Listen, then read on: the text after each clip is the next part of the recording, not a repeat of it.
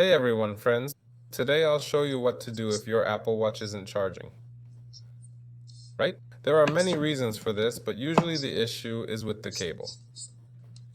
Check your cable, try another one if possible, or just go to an Apple store and ask them to test charging your Apple Watch.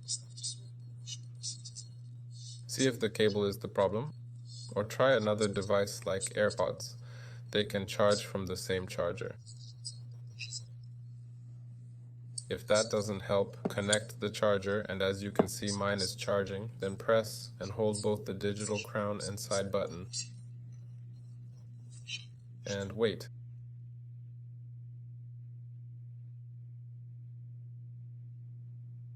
It'll turn off and we wait for the Apple logo to appear.